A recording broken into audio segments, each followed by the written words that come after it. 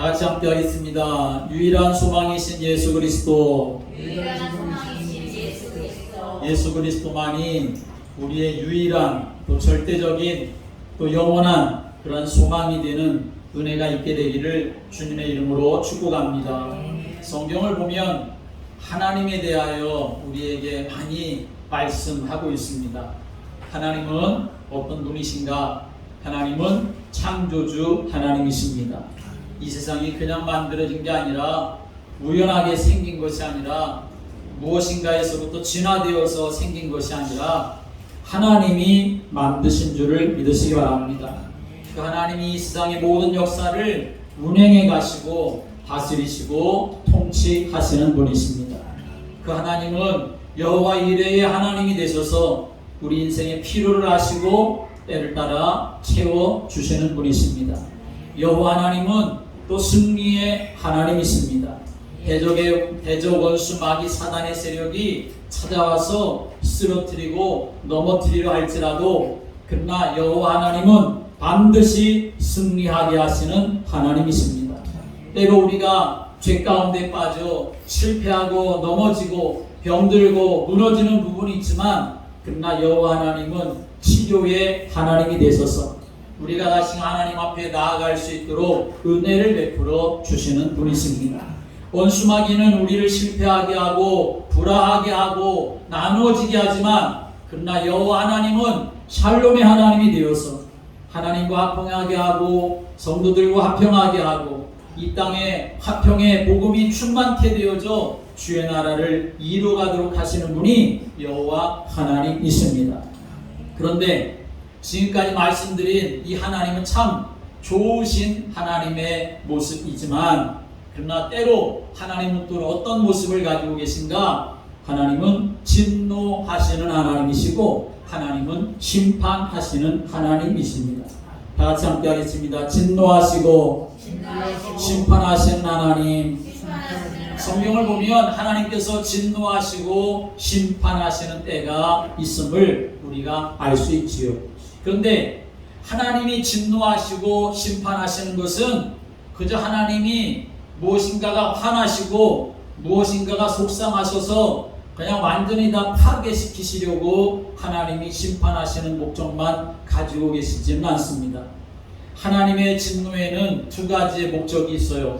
하나는 뭐냐면 완전히 끝장내 버리시려고 하시는 그러한 진노가 있으십니다. 그런 때는 참 하나님이 무자비하신 하나님이심을 우리가 알 수 있지요. 언제 그랬습니까? 노아의 홍수 때 그렇게 하셨던 것을 볼 수 있지요. 그리고 또 한 가지 목적은 뭐냐 하면 하나님이 고쳐서 사용하시기 위하여 진노하시는 때가 있습니다. 함께 하겠습니다. 고쳐서 사용하시려고 고쳐서 사용하시기 위해서 하나님이 진노하십니다. 그때의 특징은 뭐냐 하면 하나님이 그렇게 진노하시는 중에도 하나님이 희망의 메시지를 주신다는 거죠. 언약을 주신다는 것입니다. 오늘 말씀의 배경이 되는 이사야 시대가 그랬습니다. 하나님이 진노하셔서 심판하셔서 이스라엘이 어떻게 되었습니까? 나라가 망하고 그리고 포로가 되어서 바벨론에 잡혀갔습니다.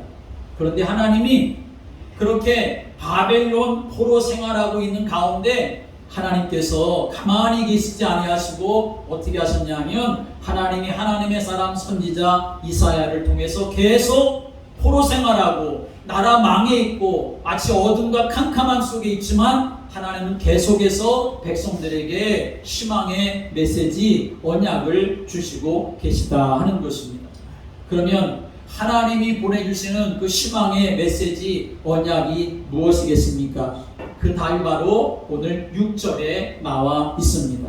6절의 말씀을 다 같이 함께 다시 한번 읽어보겠습니다. 6절 시작. 이는 한 아기가 우리에게 낳고 한 아기를 우리에게 주신 바 되었는데 그의 어깨에는 정사를 메었고 그의 이름은 기묘자라 모사라 전능하신 하나님이라 영존하시는 아버지라 평강의 왕이라 할 것입니다. 아멘. 누구를 말하는 겁니까? 예수 그리스도를 말하는 것입니다. 이스라엘 백성들이 가장 앙당할 때 아람과 에돔과 블레셋과 아수르와 그리고 결국에는 바벨론에 의해서 예루살렘이 폐허가 되고 성전이 무너지고 왕과 백성들은 포로로 잡혀가고 그래서 나라가 완전히 망해버린 그때 하나님이 그런데 왜 이렇게 되었는가 하는 것을 말씀하십니다. 왜 이스라엘 백성들이 이렇게 되었느냐? 이사야 선지자를 통해서 말씀하시는데 이사야 1장 처음에 하나님이 그렇게 된 이유에 대해서 말씀하십니다. 하나님의 심판과 진노가 그들에게 왜 임했는가 말씀하시는데 1장 4절에 보면 이렇게 말씀합니다. 슬프다 범죄한 나라요 허물진 백성이요 행악의 종자요 행위가 부패한 자식이로다. 그들이 여호와를 버리며 이스라엘의 거룩하신 일을 만물이 여겨 멀리하고 물러갔도다 라고 말씀합니다. 한마디로 왜 하나님이 지금 이스라엘 백성들에게 이렇게 진노하고 계시냐? 한마디로 말하면 하나님을 떠났기 때문이다 말씀하시는 거죠. 그런데 하나님이 이렇게 캄캄하고 암울한 이스라엘 백성들에게 심판만 하시고 진노만 하시고 가만히 계신 것이 아니라 무엇을 주고 계시다고요? 희망의 메시지를 주고 계시다 하는 것입니다. 왜 하나님께서 이스라엘 백성들에게 희망의 메시지를 주고 희망의 언약을 주실까요? 이스라엘을 살리시려고 그러시는 것입니다. 이스라엘을 통하여 하나님의 계획을 이루시려고 하시는 거죠. 내가 너희들을 살릴 거야. 내가 너희들을 치유해서 나의 언약을 반드시 성취할 거야. 그러니 깨닫고 돌이키고 내가 주는 이 희망의 메시지 언약을 붙잡으면 돼. 붙잡기만 하면 너희들이 살게 될 것이고 붙잡기만 하면 너희들이 다시 회복될 것이야. 하나님 그렇게 말씀하고 계시는 것입니다. 사랑하는 여러분, 오늘도 하나님 주시는 말씀이 그 말씀의 실체가 되시는 예수 그리스도가 여러분의 마음에 반드시 담아져서 오직 예수 그리스도가 되어 치유하시는 하나님, 회복하게 하시는 하나님, 그 말씀을 이루시는 하나님, 그래서 여호와는 나의 목자가 되십니다 고백하고 증거하는 믿음의 성도들 되시기를 주님의 이름으로 축복합니다. 그래서 우리가 신앙생활에서 빼어놓을 수가 없는 게 뭡니까? 신앙생활에서 빼어놓을 수 없는 것이 하나님의 말씀이지요. 하나님의 말씀이 없으면 다 무너질 수밖에 없는 것입니다. 그런데 이 하나님의 말씀, 이 성경 66권 속에서 우리는 뭘 봐야 되느냐? 우리가 이 성경 66권 정말 긴 말씀인데 이 말씀 안에서 여러분이 꼭 발견해야 될 것이 있습니다. 반드시 성경에서 발견해야 될 것이 있습니다. 만약 그것을 발견하지 못하면 이 성경은 그저 역사책이 될 것이고 문학책이 될 것이고 철학책이 되고 말 것입니다. 정말 성경에서 반드시 발견해야 될 세 가지를 발견하지 못하면 아니 성경에 무슨 이러한 내용이 있어 하면서 성경을 내팽개칠 만한 그러한 일들이 일어나게 되고 말 것입니다. 그러면 이 성경 66권에서 우리가 반드시 발견해야 될 세 가지가 무엇이냐? 그 첫 번째는 바로 원죄의 문제가 발견되어져야만 합니다. 하나님을 떠난 문제가 이 성경을 통해서 보여져야 한다는 거죠. 그 대표적인 것이 바로 우상 숭배입니다. 이 영적인 문제로 하나님을 떠난 인생들이 당하는 그 마음의 문제, 정신의 문제, 육체의 문제, 그리고 후대의 문제, 그리고 내세의 문제, 그것이 보여져야만 한다는 것입니다. 성경은 이것을 우리에게 알려주고 있는 것입니다. 지금이 2023년 8월 말이지 않습니까? 그런데 지금이 2023년 8월 말이지만 아담과 하와의 때로부터 시작해서 지금도 그리고 앞으로 주님이 오실 그때까지 하나님을 떠난 이 원죄의 문제, 그래서 그 결과로 우리 인생들에게 찾아오는 저주와 재앙은 막을 수도 없고 피할 수도 없다. 그것을 성경에서 반드시 발견해야만 한다는 것입니다. 왜 인생들이 이렇게 실패하고 망하게 되었느냐? 다른 데서 문제를 찾는 것이 아니라 성경에서 그 원인을 반드시 발견해야 된다는 거죠. 그 원인이 무엇입니까? 하나님을 떠났기 때문이다. 그것을 성경은 창세기에서부터 분명하게 말씀하고 있는 것입니다. 두 번째로 성경을 통해서 반드시 발견해야 될 것은 예수님이 보여져야만 하고 예수님이 발견되어야만 합니다. 예수님이 착하신 분, 예수님이 능력이 많으신 분, 예수님이 가난한 자들, 과부들, 세리들, 사람들에게 손가락질 받는 사람들, 그러한 사람들을 불쌍히 여기시는 분 정도가 아니라 예수님이 그리스도시다라고 하는 사실을 발견해야 하는 것입니다. 예수님이 참 제사장, 참 선지자, 참 왕이 되심이 이 성경을 통해서 깨달아져야 되는 것입니다. 예수님이 그리스도시다라고 하는 사실은 세상에 어떤 것에서도 없습니다. 오직 하나님이시는 이 성경 말씀 속에서만 하나님이 말씀하고 계신 것입니다. 성경에는 왕의 이야기가 많이 나오고 선지자의 이야기도 많이 나오고 제사장의 이야기도 많이 나오고 성전과 희생제사에 대한 말씀이 참 많이 나옵니다. 하나님이 왜 이들을 세우셨을까요? 왕을 세우고 제사장을 세우고 선지자들을 세우고 그런 사람들에 대한 이야기가 성경에 이렇게 많이 나와 있는 것은 하나님이 그들을 통하여 당신의 백성들이 승리하고 하나님의 뜻을 이루어가도록 하시기 위해서 하나님이 그들을 세우신 것입니다. 그런데 육신을 가진 왕, 육신을 가진 제사장, 육신을 가진 이 선지자 다 한계가 있는 존재들이시오. 성경을 보면 어떤 사람은 정말 하나님 앞에 선하게 하나님의 뜻을 따라 살아간 사람도 있지만 왕이어도 선지자여도 제사장이어도 정말 하나님 앞에 악하게 그렇게 살아간 사람도 있는 것을 우리가 볼 수가 있죠.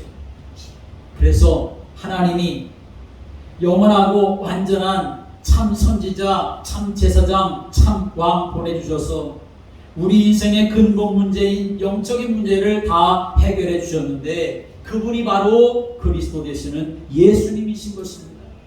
성경에서는 그 사실을 우리에게 말씀하고 있는 것입니다. 그래서 성경을 통하여는 예수가 그리스도시구나 라고 하는 사실을 발견해야 되고 붙잡아야 되고 믿어야 하는 것입니다. 성경은 다른 것 증거하는 게 아니에요. 예수 그리스도를 증거하는 것입니다. 성경에서 우리가 반드시 또 발견해야 되고 붙잡아야 될 것은 뭐냐면 하나님의 자녀가 누리는 신분과 권세가 발견되고 그리고 누려져야 하는 것입니다. 여러분, 하나님의 사람들이라고 왜 위기가 없고 실패가 없었습니까? 하나님의 사람들이라고 해서 선지자라고 해서 제사장이라고 해서 왕이라고 해서 그들에게 고난과 핍박이 없었습니까? 그렇지 않습니다. 이 땅의 삶을 살아가는 사람들은 누구나 하나님의 자녀라 할지라도 때로 위기 가운데 실패 가운데 고난과 핍박 가운데 그렇게 놓여서 삶을 살아가게 되었습니다. 우리 스스로가 연약한 몸을 가지고 있을 뿐만 아니라 악한 원수가 어떻게든지 믿음을 방해하려고 역사하기 때문에 그런 것이죠.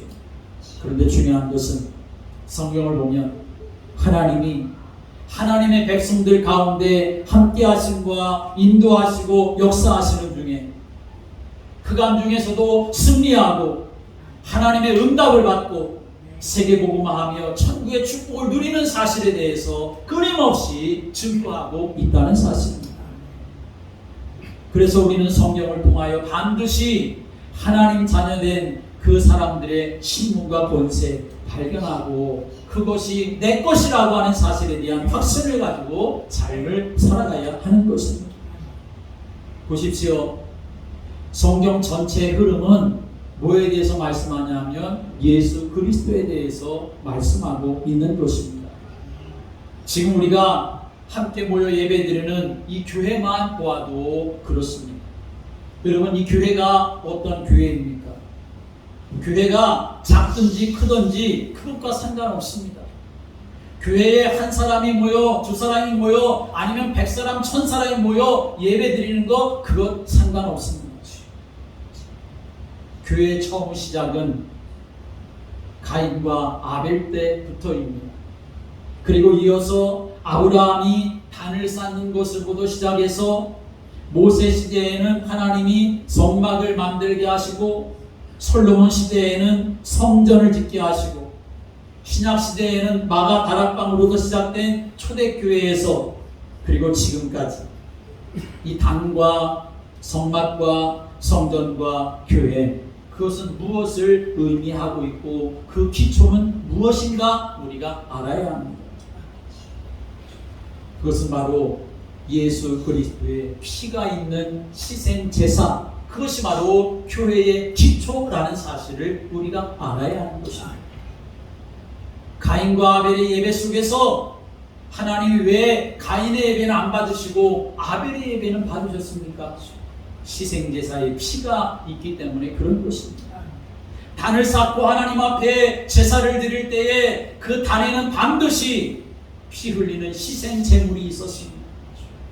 성막에서 하나님 앞에 예배 드릴 때에도 수많은 양과 수많은 소들을 잡아 하나님 앞에 피로 예배를 드렸습니다.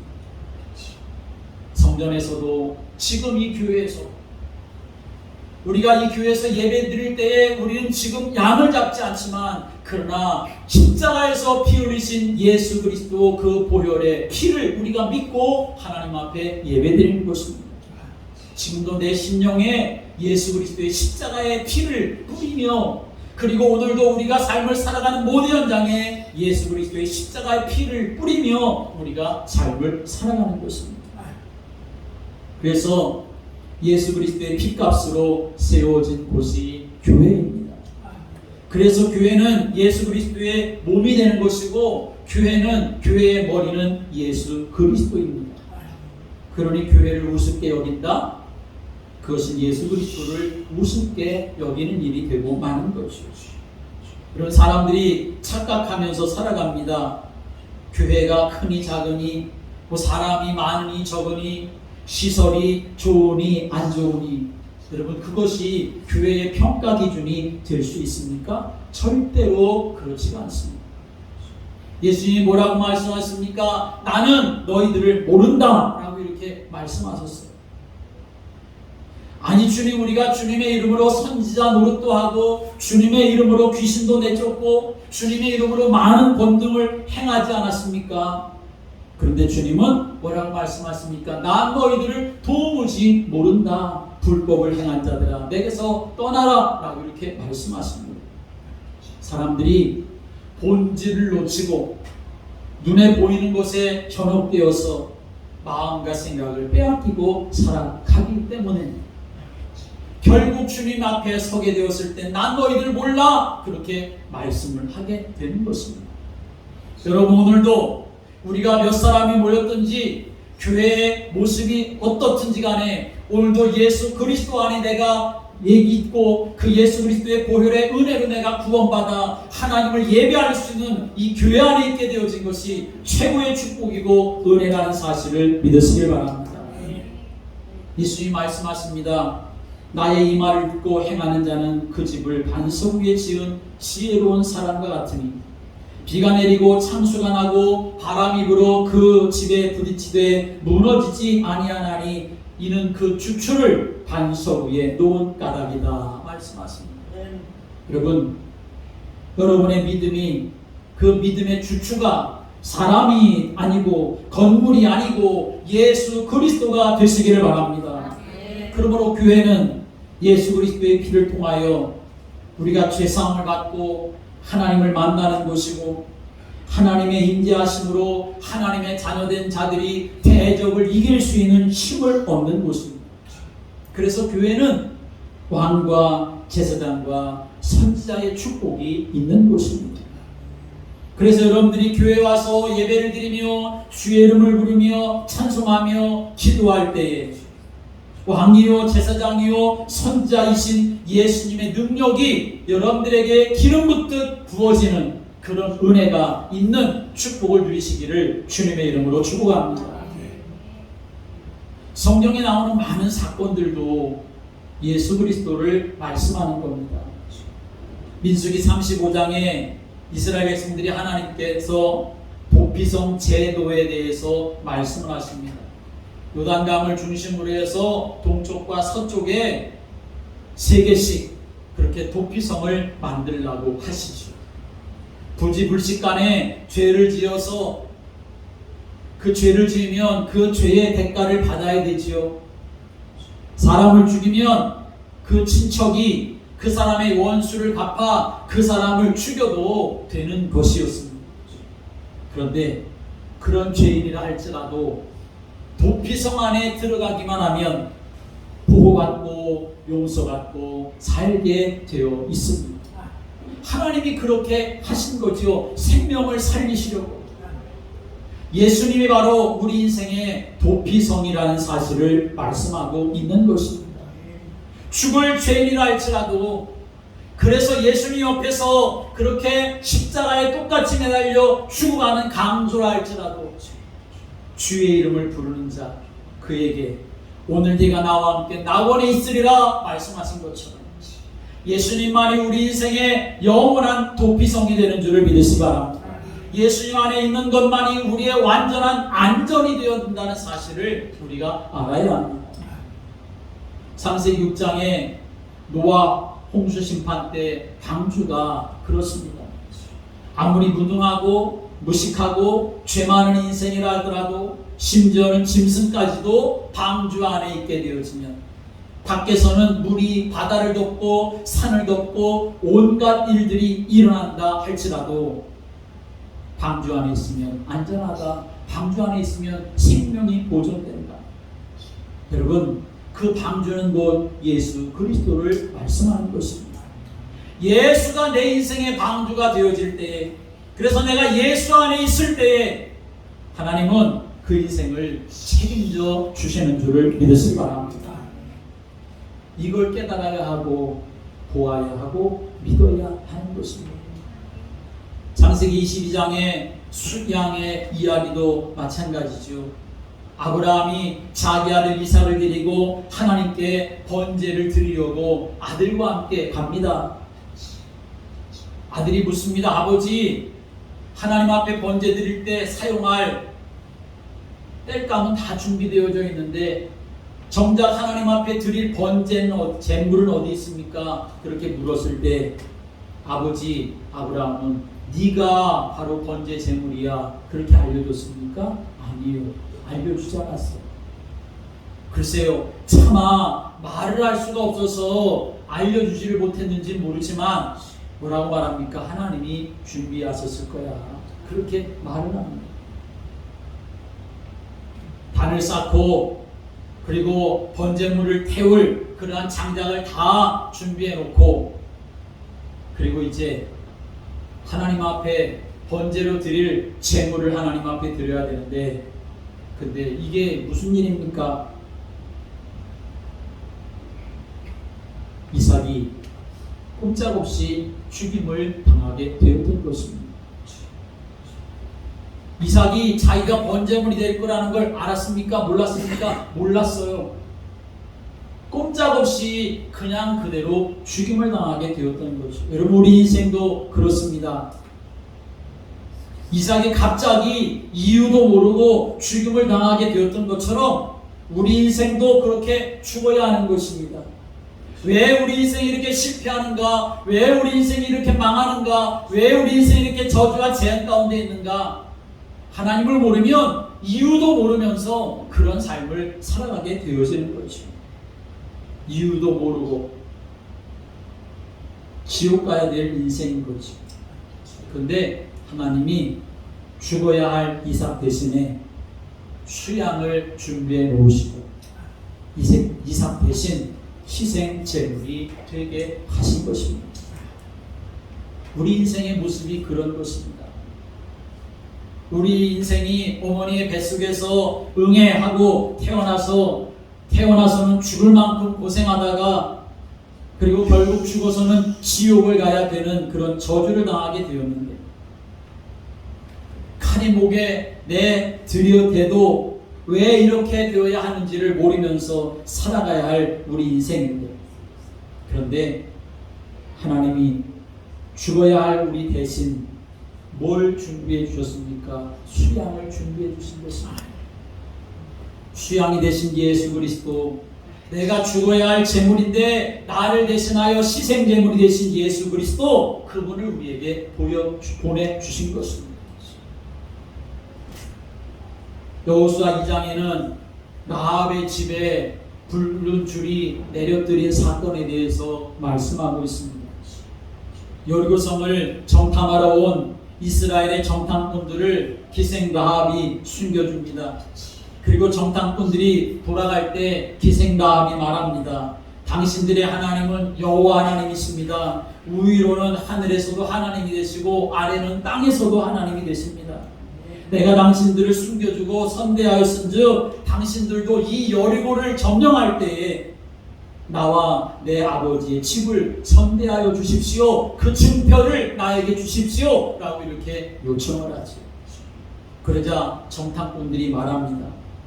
우리가 이 성을 점령할 때 우리를 달아내린 이 창문에다가 붉은 줄을 매고 내 부모와 내 형제와 내 아버지의 가족들을 다 집안으로 모아들여라.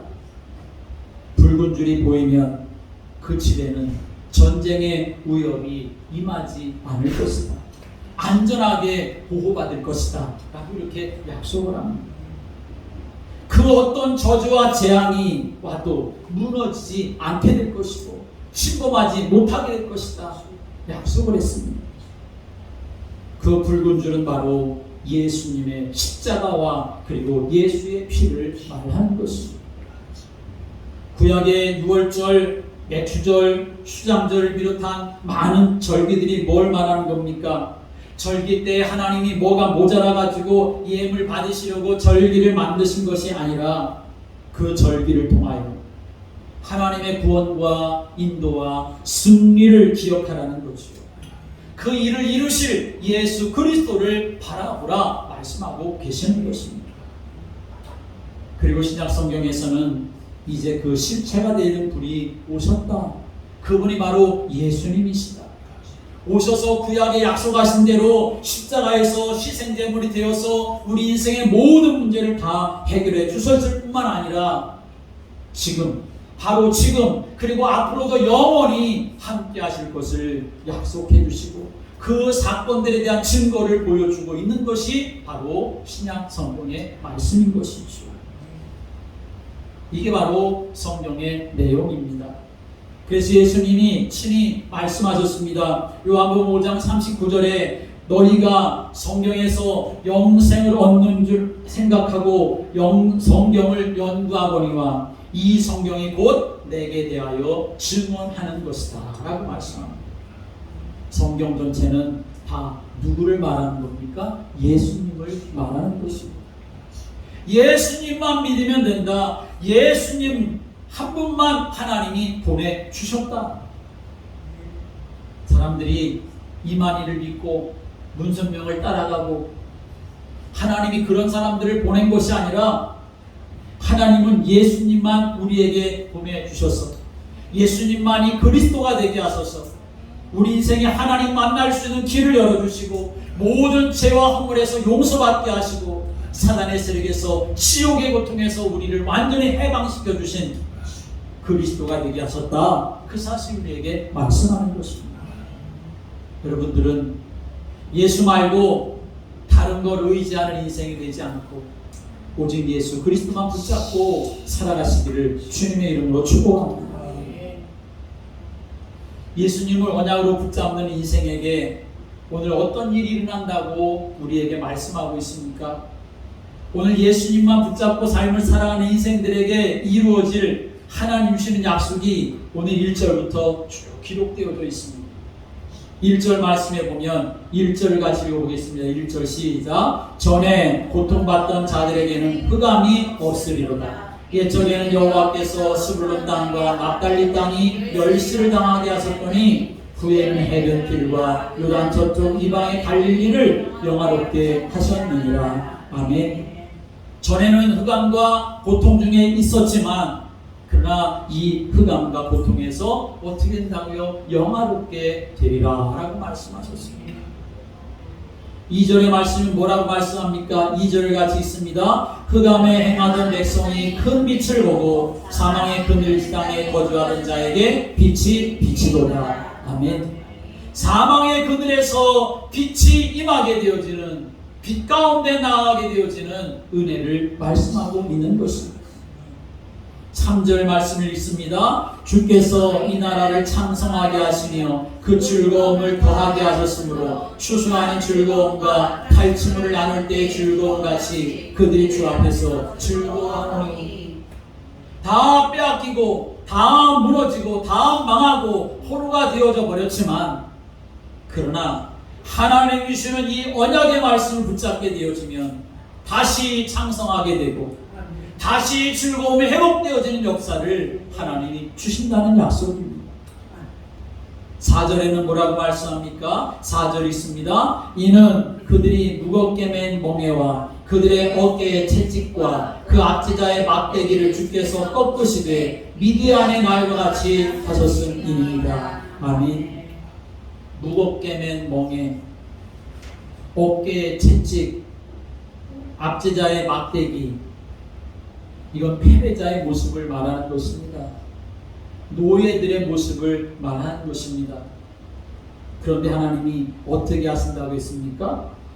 그 무겁게 맨 멍에와 그리고 어깨의 채찍과 압제자의 막대기를 어떻게 하신다고요? 꺾으시겠다라고 말씀하십니다. 어떤 정도로요? 미디안의 날과 같이 하겠다 말씀하십니다. 미디안의 날이라는 것이 무슨 말입니까? 기드온이 300명의 용사를 가지고 그 수많은 미디안 군사를 완전히 다 초토화시켜버려서 다시는 이스라엘에 대한 지배를, 이스라엘을 침략하는 그 모든 일들을 다 종식시켰던 것처럼 하나님이 그렇게 승리로 이끌어 주시겠다라고 하는 약속인 것이죠. 5절의 말씀에 이렇게 말씀합니다. 5절 읽습니다. 어지러이 싸우는 군인들의 신과 피 묻은 겉옷이 불에 석같이 살라지리니. 아멘. 어지러이 싸우는 군인들의 그 군합발, 그 피 묻은 잔인한 그 피 묻은 겉옷을 입은 그 군인들, 하나님이 다 어떻게 하시겠다는 겁니까? 불에 석같이 살라지게 하겠다. 그들을 이기고 승리하는 승리자가 되게 하겠다. 하나님 그렇게 말씀하시는 것입니다. 예수님이 바로 이런 분이십니다. 예수님만 오면 흑암에서 빛으로 인도되어지고 예수님을 만나면 고통에서 즐거움으로 해방받게 되어지고 예수님을 만나면 패배자가 승리자가 되어지는 그 은혜와 응답의 역사를 하나님이 주시겠다 약속하시는 거죠. 오늘 여러분 유일한 소망, 예수 그리스도를 붙잡고 믿음의 삶을 살아가시게 되기를 주님의 이름으로 축복합니다. 오늘 성경은 그런 예수님이 누구인가 하는 것에 대해서 우리에게 말씀합니다. 오늘 6절에 말씀을 이렇게 말씀하죠. 예수님이 누군가 말씀하시는데 다 같이 함께 읽겠습니다. 이는 한 아기가 우리에게 낳고 한 아들을 우리에게 주신 바 되었는데 그의 어깨에는 정사를 메었고 그의 이름은 기묘자라 모사라 전능하신 하나님이라 영존하신 아버지라 평강의 왕이라 할 것이니라. 아멘. 예수님이 어떤 분이신가? 그 어깨에는 정사를 메었고 말씀합니다. 정사를 메었다. 정사가 무엇입니까? 다스릴 권세와 능력을 말하는 것입니다. 예수님은 하늘과 땅의 모든 권세를 가지시고 다스리시고 통치하시는 분이 되시는 줄을 믿으시기 바랍니다. 흑암을 꺾는 분, 어둠을 물리치는 분, 귀신을 내어 쫓으시는 분, 풍랑이는 바다까지도 잔잔케 하시는 분, 죽은 자에게도 생명을 주시는 권세와 능력을 가지고 계신 분, 그분이 바로 예수 그리스도입니다. 기묘자 모사라고 하는 말은 그레이트 카운셀러라는 말입니다. 상담자가 되시고 인도자가 되시고 치유자가 되신다 하는 것입니다.